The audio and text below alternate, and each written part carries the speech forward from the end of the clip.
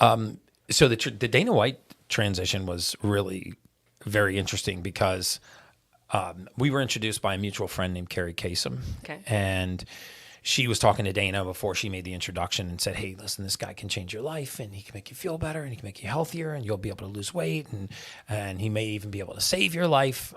She felt like he wasn't the healthiest person on earth. And Dana White was like, yeah, I've got, I got doctors hanging on trees and I've got 3 full-time docs I'm working with right now. I've got access to the most, the best health care that money can buy. I'm not really interested in this kind of voodoo nonsense. and probably were his exact words, because if you know Dana White, he's rather direct. And she said, but he used to actually be a mortality expert, and he could predict your death to the month. Wait, did you predict his death based on his first labs? Did he let you do that? I did. I won't say. I won't say it. I've only done it one time in my entire career and shared it with a patient. Yeah. But Dana said, "Listen, I'm a sicko. I want to know exactly how many more months I have left on Earth." And I go, "Man, I just don't know ethically if this is the right thing to do." But I did, and the good news is it more than tripled when we were done with this treatment.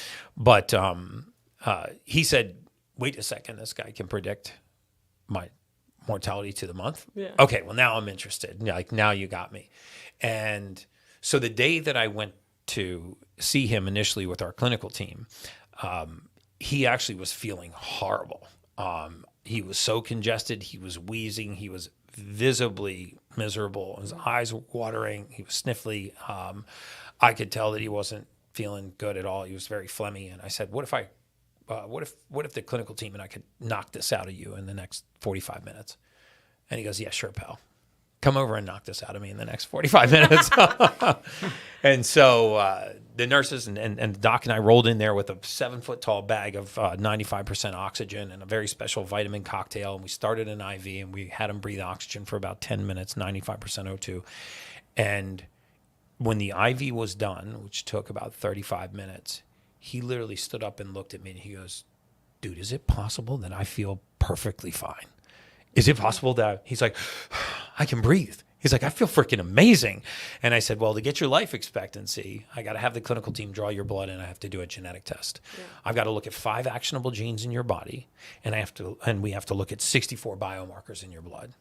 If I can get these 64 biomarkers and these 5 genes to the clinical team and have, our lead physician look at these, we will turn you into a superhero. Yeah. And he's like, okay, well, I don't really care about that. I got a team of doctors. I want you to tell me how long I have to live.